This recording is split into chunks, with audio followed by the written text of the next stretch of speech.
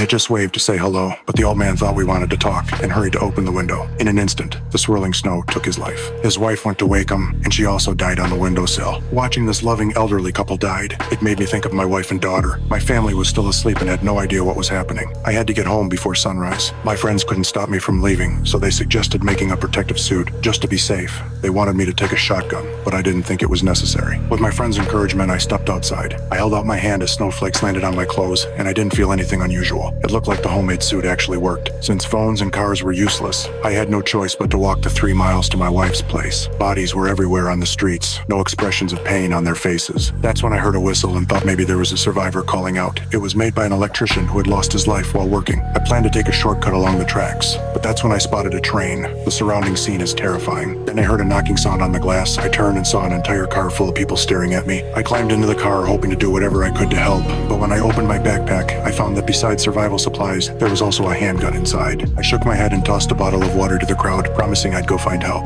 I'd done all I could. Ignoring their cries, I walked away without looking back. Before long, I finally made it to my ex-wife's building. As soon as I stepped inside, I noticed a strange little dog lying dead on the floor. Looked like someone had been using it to test if protection worked. When I reached the first floor, I saw a few people trying to pry open a door. On the second floor, a group of people stood holding candles with their eyes closed, praying together over the catastrophe. When I finally reached my apartment, the door was slightly open. Someone had already gone outside. I called my daughter's name several times. Staring at her photo, I kicked myself for going to play cards at my friend's place. Just then, I heard a noise outside. I rushed out and found a stranger rummaging through stuff. Wait, Who are you? What were you doing? Stop! Where the hell is my daughter?